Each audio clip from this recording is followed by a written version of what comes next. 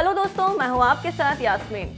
अक्षय कुमार और परिणीति चोपड़ा की फिल्म केसरी को रिलीज हुए एक हफ्ता पूरा हो चुका है। फिल्म ने बॉक्स ऑफिस पर 100 करोड़ का आंकड़ा भी पार कर लिया है। इतना ही नहीं, फिल्म ने कई रिकॉर्ड्स भी अपने नाम कर लिए हैं। दरअसल केसरी ने 8 दिनों में ही 8 रिकॉर्ड्स बना डाले हैं। तो चलिए इंतजार किस बात का, दिखाते हैं आपको ये 8 रिकॉर्ड।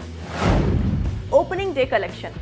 अक्षय कुमार की फिल्म केसरी इस साल की हाईएस्ट ओपनिंग डे वाली फिल्म बन गई है।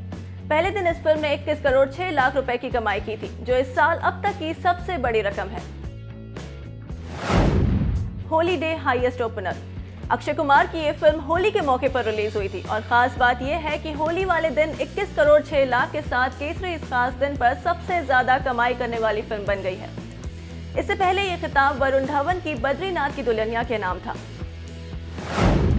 Highest first weekend collection. Akshay Kumar की इस फिल्म ने रिलीज के बाद पहले वीकेंड में सबसे ज्यादा कमाई का रिकॉर्ड भी अपने नाम कर लिया है। पहले वीकेंड में फिल्म ने 78 करोड़ 7 लाख की कमाई करते हुए गली बॉय और टोटल धमाल को पीछे ढकेल दिया है। Fastest 100 crore film. ये फिल्म रिलीज के बाद महज 7वें दिन ही 100 करोड़ रुपए का आंकड़ा छू चुकी है। इस दौड़ में केसरी ने रणवीर सिंह की गली बॉय और अजय देवगन की टोटल धमाल को भी पीछे छोड़ दिया है। Highest 100 crore film. बॉलीवुड में अब तक सबसे ज्यादा 100 करोड़ फिल्में देने का रिकॉर्ड सलमान खान के पास है। सुपरस्टार सलमान खान ने अब तक 13 100 करोड़ फिल्में दी हैं, जबकि अक्षय कुमार ने 11 100 करोड़ फिल्में देकर दूसरी पोजीशन हासिल की है। Parineeti second highest opener. Film Kesari Parineeti Chopra के करियर की दूसरी हाईएस्ट ग्रॉसर फिल्म बन गई है। वहीं अजय देवगन की गोलमाल अगेन उनकी पहली हाईएस्ट ग्रॉसर फिल्म है। Fourth 100 crore film. अक्षय की केसरी इस साल की चौथी 100 करोड़ फिल्म बन गई है। इसके अलावा Uri, the surgical strike, Gully boy और टोटल धमाल भी 100 करोड़ का कारोबार कर चुकी है। Highest first week collection. इस फिल्म ने पहले वीक में 105 करोड़ 86 लाख की कमाई की है, जो इस साल की अब तक की सबसे बड़ी रकम है। इस मामले में 100 करोड़ 30 लाख के साथ गली बॉय दूसरे नंबर पर है। वहीं 94 करोड़ 55 लाख के साथ टोटल धमाल तीसरे नंबर पर है। फिर आपको हमारी ये स्टोरी कैसी लगी, हमें कमेंट करके ज़रूर बताएं। मेरा सवाल ये है कि फिल्म काफ़ी जो ट्रेलर्स है लोगों को काफ़ी पसंद आ रहा है, लेकिन आपके लिए पर्सनली कितना इमोशनली और फिजिकली कितना चैलेंजिंग था और कितना ड्रेनिंग था पूरा सिचुएशन जब आप लोग पिक्चराइजेशन कर रहे थे? ओके, सो मेरे लिए चैलेंजिंग बिल्कुल नहीं था, क्योंकि रिसर्च और ये सारी चीज़ें जो थी वो मेरे डायरेक्टर ने सब कुछ करके रखा था और मतलब हर सवाल का जवाब इनके पास था। करीबन 1-1.25 साल से ये कहानी पे काम कर रहे थे, लिख रहे थे, रिसर्च कर रहे थे और कई बार ये पंजाब भी गए हैं पता करने के लिए काफ़ी चीज़ें और सब चीज़ों का उत्तर यही लेके आए। तो मैं कहूँगा कि जो चैलेंजिंग और रिसर्च पार्ट था वो इन्होंने मेरा संभाल लिया था। बाकी जहाँ रही ये फिल्म की बात, ये फिल्म मेरे लिए बहुत ही एक इमोशनल जर्नी रही है। मेरे पिताजी भी सोल्जर थे, आर्मी में थे और ये भी एक कहानी उन सोल्जरों की है।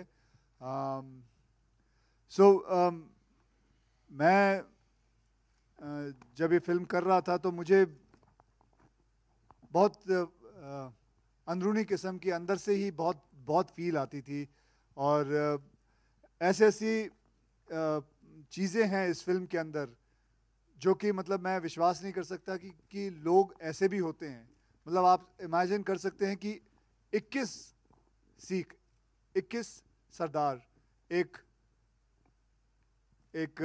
फोर्ट के अंदर हैं और उनको पता है कि बाहर 10,000 लोग खड़े हैं उन्हें मारने के लिए। मौत तो निश्चित है, लेकिन फिर भी अपने कंट्री के लिए, अपने देश के लिए, अपने ऑनर के लिए, अपने गुरुओं के लिए ये लोग लड़े। ये लोग लड़े जानते हुए कि क्या होने वाला है और ऐसा लड़े कि आज अगर आप गूगल में डालो कि 5 सबसे बड़ी बैटल कौन सी है तो हमारा नंबर 2 पे आता है। ऐसा लड़े ये लोग कि पूरी दुनिया याद रखती है। मैं बस दुख तो इस बात का है कि ब्रिटिश जो है दे सेलिब्रेट सारागिड़ी डे, बट हमारे यहाँ इतिहास के पन्नों में ये कहीं खो गई। इसके बारे में ज़्यादा लोग नहीं जानते।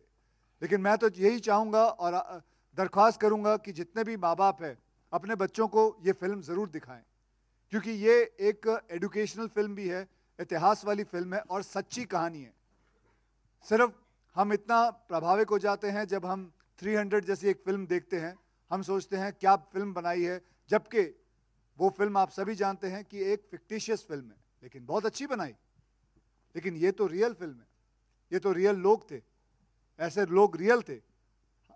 तो बहुत ही एक I can just tell you, बहुत फील वाली रही है। और ख़ास करके जब इन्होंने मेरे डायरेक्टर ने मुझसे वो लास्ट के 15-20 मिनट जो फिल्म के अंदर है वो जो करवाया है, और ये ख़ास करके गाना ये लास्ट में आता है, एक वो वाली जर्नी है जब एक सोल्जर को गोली लगती है और उसके पास करीबन 30 या 35 या 40 सेकंड होते हैं, मृत्यु के एकदम नज़दीक आ चुका है। वो क्या सोचता है, वो 35 सेकंड के अंदर उसके अंदर वो सारी जो उसकी कथा होती है जो बचपन से उसके गुजरी है, माँ बाप से लेके बीवी बच्चे से सब आ जाते हैं।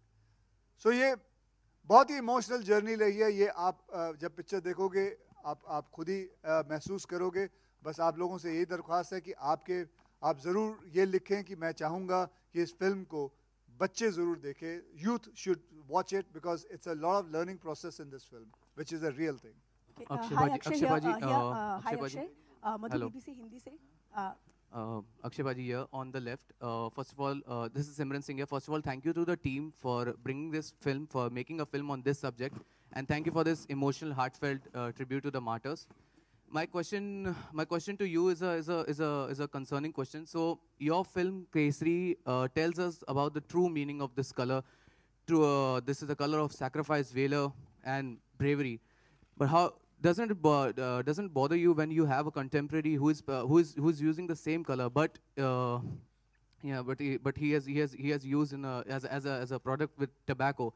So that's my question to you. I don't know. He's वो केसर और केसरी को दोनों मिक्स कर गए। नहीं, that you know, I'm not naming Kesar the है। brand. Yeah, I'm not That's naming okay. anything. हम से आपने ऐड बीच में पता नहीं कहाँ से ले आए, मतलब हम कहीं और जा रहे हैं भाजी, तुसी कितने और चले गए हो।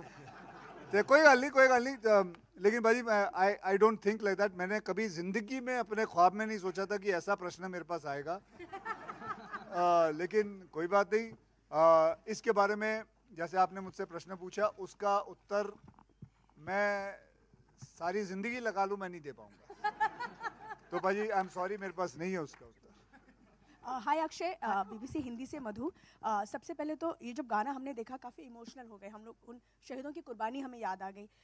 दो सवाल था। पहले तो ये जब आपने पूरा शूट किया, आपकी पूरी टीम ने पूरा शूट किया, तो क्या उस दौर से जब गुजर रहे थे आप शूटिंग के दौर पे, उसका एक्सपीरियंस कैसा था? क्योंकि अब हम सुन रहे थे तो हमें काफ़ी इमोशनल, हम कनेक्ट हो गए उस चीज़ से। बिल्कुल, ये बहुत ही इमोशनल गाना है। ये वही 35-40 सेकंड जो एक सोल्जर के जब गोली लगती है उसके ज़िंदगी में क्या होता है, मतलब उसके उस 35-40 सेकंड के अंदर वो क्या सोचता है, ये पूरा गाना वही है।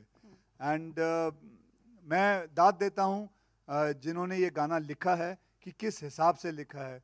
मतलब वो वर्ड मैं कभी नहीं भूल सकता कि माँ कहती है तू मेरा चांद है और चांद हमेशा रहता है।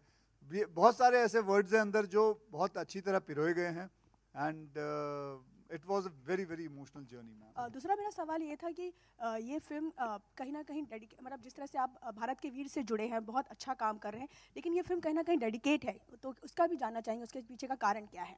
उसका कारण ये है क्योंकि ये film it is all about the martyrs, it is about what happened in 1897 on September 12th, and it is about the sacrifice what they did for the country, and that is why we have dedicated this film to Bharat Ke Veer and all the martyrs who have given their lives so that we can live our lives. करण जी, मेरा सवाल आपसे है, इसी से ही connected जो मधु ने पूछा।